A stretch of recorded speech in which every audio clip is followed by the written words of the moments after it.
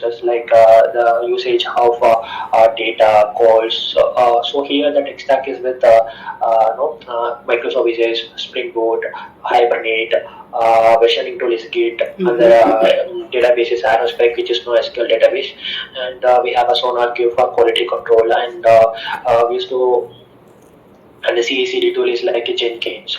So here my daily day work is like there will be some new features and enhancements which will requirements will come from the client side. I used to work on those, and also with defects from the client. So I used to work on those defects. So this is me. Yeah, good, Ashwin. Looks. Sorry, mute actually. Okay, sorry. Yeah, that's quite good, awesome. So, Ashwin, so we'll start technical from core Java. Okay. And then we'll go for Spring Boot, microservices. I hope you worked on microservices. Yes. Okay. So we'll start from core Java. So, what's the difference between comparator and comparable interface? Okay. So the difference between comparable and comparator is like by using comparable we can sort in the natural ordering. At a time I think we can using comparator we can do the custom sorting. By suppose we have an employee class, we have an employee name and an age. So by using comparator we can sort by using the name as well as with age. But by using comparable it will sort in the natural ordering. So this is the main difference between comparable and comparator.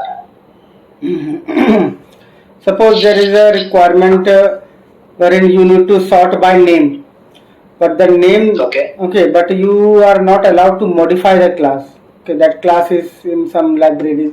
Okay, so in this case, what can be used? Suppose, for example, employee class. Okay. So I want to sort by employee by name. Okay, but due to some restrictions, okay, that employee class we cannot modify. So how we can sort it?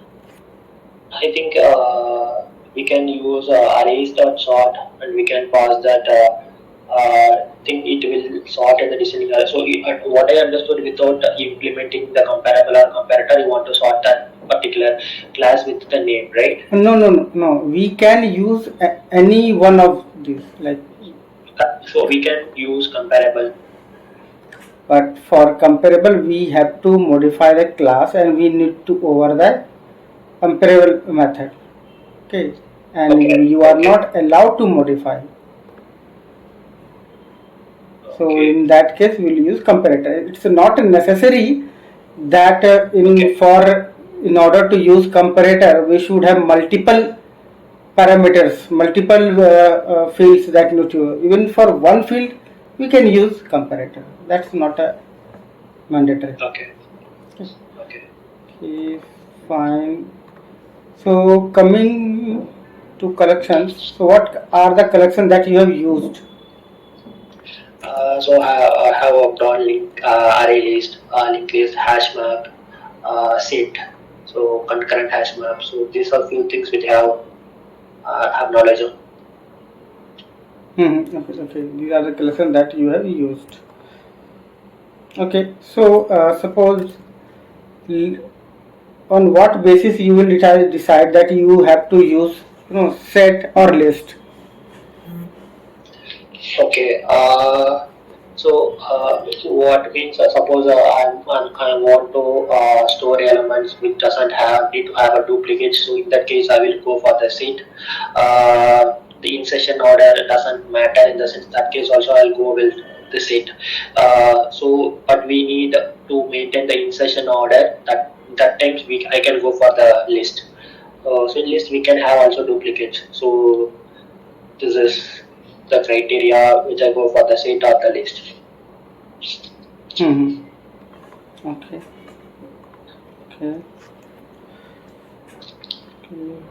Fine. How we can create a threads?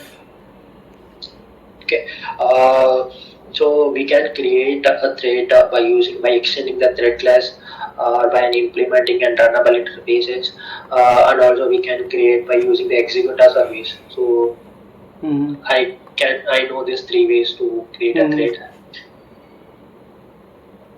Okay. Fine. So what's the difference between implementing runnable and or extending the thread class? So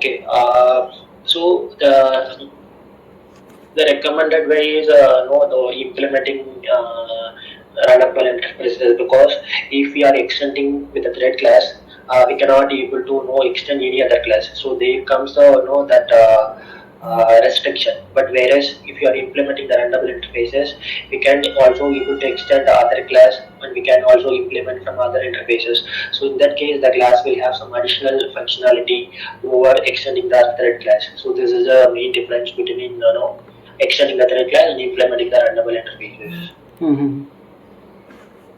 Okay, fine.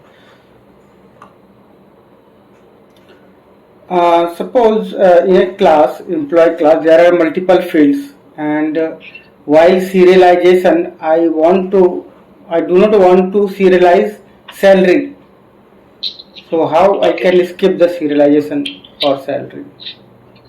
Okay, so I think we can make use of a keyword which is I guess it's a transient. So by we declare the particular field with that keyword transient, so we can skip the particular field from serialization process. So by this we can achieve this. Fine. What are the design pattern that you have worked on? So I have worked on the creational design pattern and factory, abstract, and builder. So these are the few design patterns which I have worked on it. Why we use builder design pattern? Okay, I think in builder design pattern, what means, suppose we are a construction, actually this is all creational design patterns. So through this pattern, we can create an object. I mean, we can construct an object. So the advantage of using builder design pattern is like in the same process we can create objects of with that.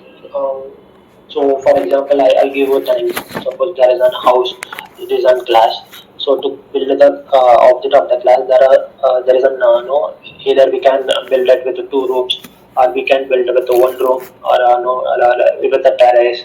So these are the things. So either we can build the object within the selected features. So this can be achieved through the builder design pattern. And what is solid principles? Okay. So solid principles are also like so these are the things which need to be followed while writing any program or any code actually. So solid principle is the means so each thing we have a different. I mean, yes means single responsibility. It means a class should have only one purpose to change. That is means called solid principle. Sorry, single responsibility. O means I think open closed. So open closed means that class is always to be ready to no extend, but close to change. So I think that is called open closed.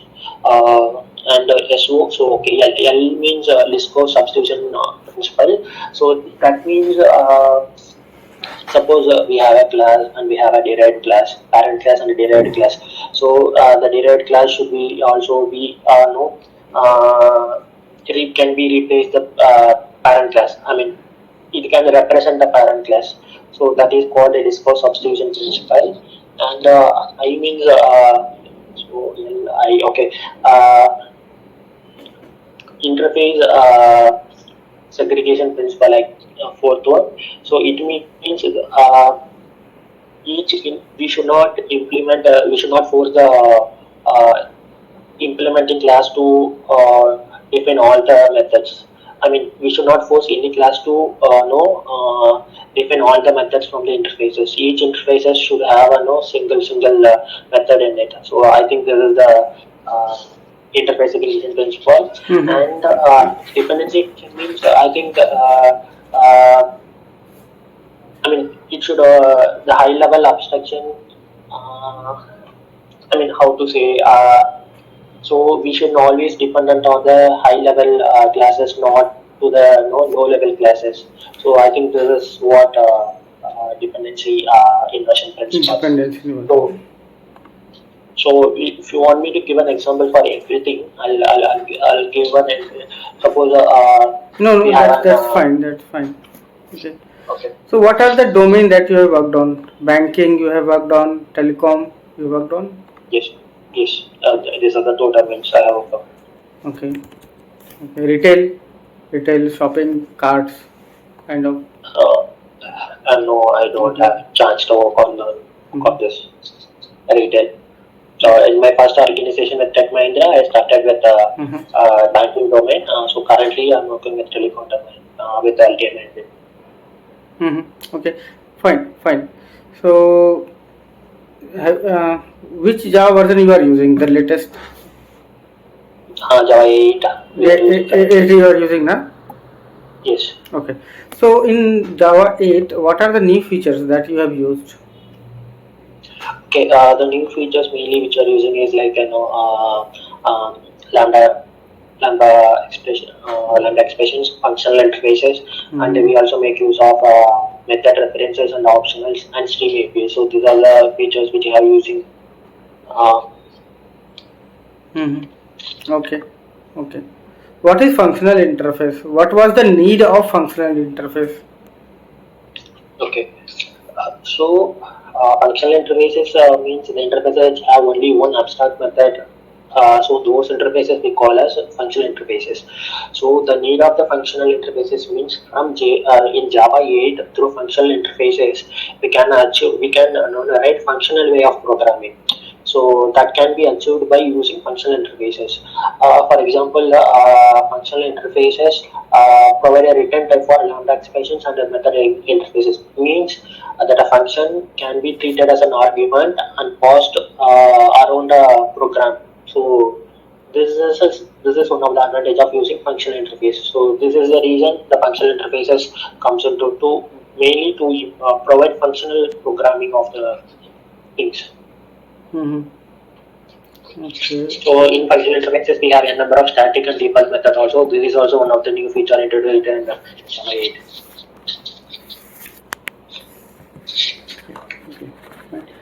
What is the use of optional keyword? Okay.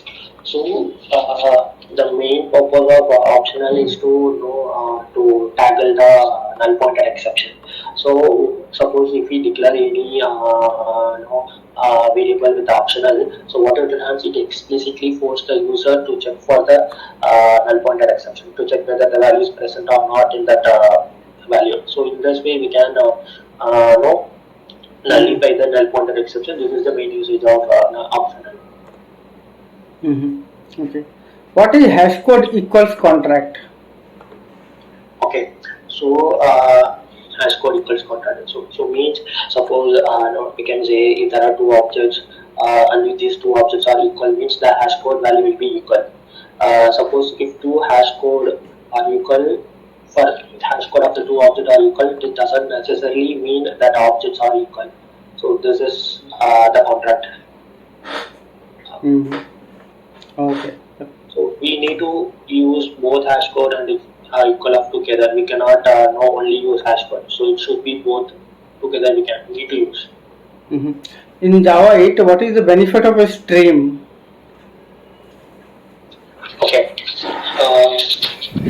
actually, by using stream, like it is also one way of achieving the functional style of a processing actually.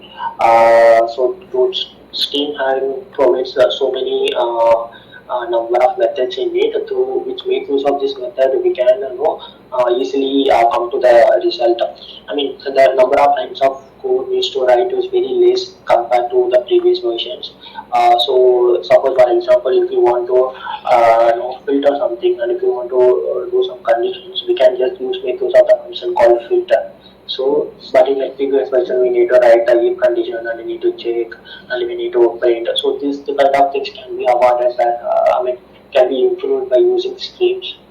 So, streams is like just a processing collection of elements in the collections. Processing So this is streams actually. It will not store the element; it just process the collection elements. So that is the streams. So by using streams, we can process the data both sequentially and also in parallel ways. So by doing so, we can also improve the performance. Mm-hmm. Okay. Okay. Fine. Fine. What is consumer and predicates? So these both are also functional interfaces. So consumer interfaces, I think which accepts one argument and it produce the result. I guess it don't return anything. Whereas predicate is a functional interfaces. What will happen? So it will either return true or false. It is like a conditional. If the certain condition matches, it will return true. If it does not matches, it will false. So this is consumer. This is predicate. Both are functional interfaces. Mm-hmm. Okay. Okay. In Spring Boot, what is profile? Okay. So like Spring Boot profiling is something like suppose I'm developing some code and I'm making use of the databases is Oracle. So with that configuration, I'm developing some code. But we need to go into the different environment. For example, the testing environment where they will have separate databases and different configurations. So these things can be easily configured through using Spring profiling. So that we need to different set of properties in the configuration and properties file. For development environment, we have some configurations. Means for testing, we have different configurations. For production, we have a different database, maybe the different configurations. So these things can be achieved by using the configuration and property without changing much into the core part of the program. So this is the use of Spring profiling in Spring Boot. Mm-hmm. Okay. Okay. What is the use of Actuator? Okay, so Actuator is something which have which will give us the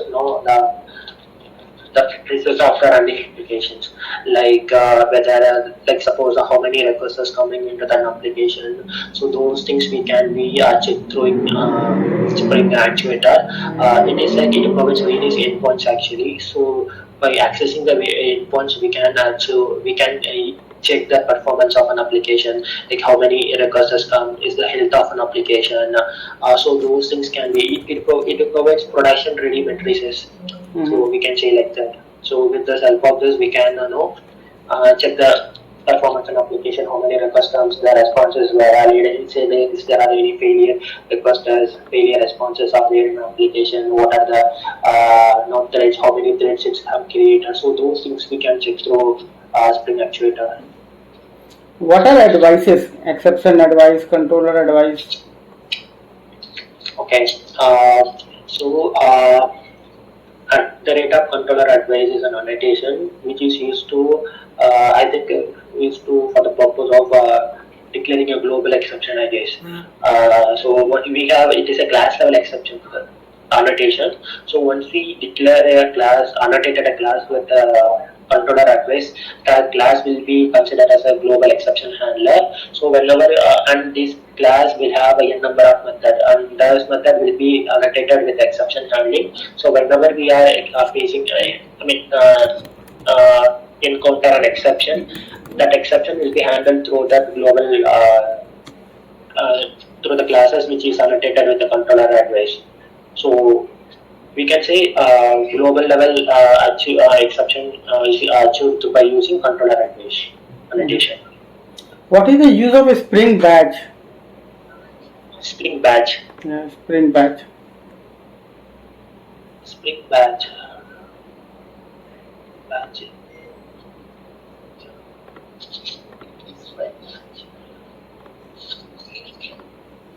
Leave it. Coming to microservices, so what is the microservice architecture in which you are working? I mean, what are the components? What are the services, or how the security is managed, transaction is managed in your current organization? So we make use of a certificate architecture in microservices. Which is we are using STO in this. It is like a service mesh layer. So it is handling the communication between the different services. Uh, so actually, in circuit breaker, what will happen actually?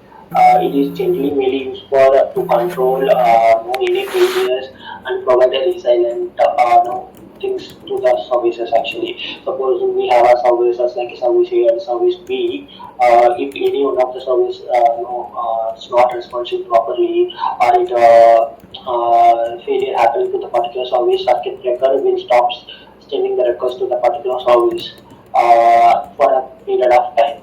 So after a period of time, it will check whether the services are up or not. So only if it is working properly, it will allow the rest of the requests to go to the particular service.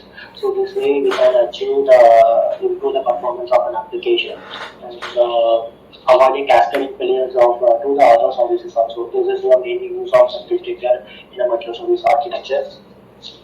Mm-hmm. Mm-hmm. Okay. So how we can convert a monolithic to microservices? Okay. So in order to convert the monolithic into microservices architecture, first we need to identify what are the domain models which are they using, and we need to divide that domain models into individual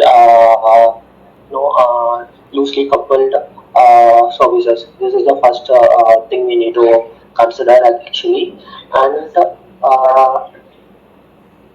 so once we find that only, we need to create a service which is loosely coupled but highly cohesive, because that is an overall concept of microservices.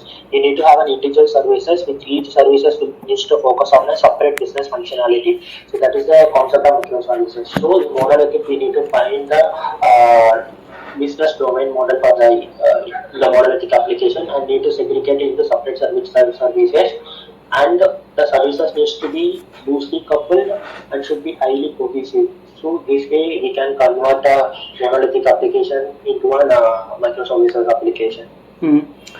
Okay. Okay. So suppose there is a call from one microservice to another microservice, but the another microservice unfortunately is down. So what will be the request? What will happen to that request, and how will you handle this situation? So circuit breaker mechanism architecture, we can handle the request. We need to have a fallback method, and that fallback method will return as some default response. For example, some whatever the error may be, or any previous responses which we captured from that in that method. So those things we can send to the request. So through fallback method, we can achieve this request. I mean, whatever you are asking. So it should be handled in this way using the fallback method. Okay. Okay.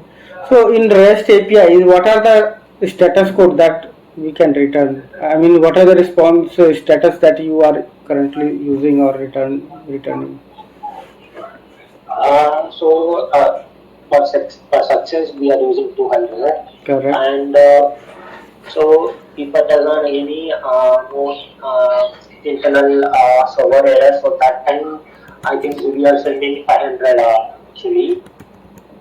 I not one again, not exactly. And so 400 is something, 404 is like a server not available. Like if the server is totally down, it's not able to handle any request. So that time we are sending service not available, 404. So mainly these things. Okay. So what is the difference between post and put call? In which scenario we should use put, and in which scenario we should use post? Okay. So actually, post is mainly we'll use no whenever we need to add new column. In a table. So we can say like that. So whenever we add a new entity, in that time we can use post. Suppose input it's used for some update operations. So wherever we need to update something, that time we can use for put. But if that particular entity is not available, means it will add a new entity. So this is the main difference between put and post. So we can say put is an post is not an idempotent, because every time it will add a new column, so the result will vary. So that's the reason it is not idempotent, whereas put is an idempotent, because if the particular entity is present in the DB, it will just update the same entity again and again and produces the same result. So that is the reason it is idempotent. The post is not idempotent. Okay. Okay. Have you worked on Hibernate recently or in long back you have used? Yes, I have my knowledge on it. I have worked on it. It is my first organization, and I know. Okay. Okay. So what's the difference between get and load? Hibernate, get and load. Get and load. Get and load. So I think get and load.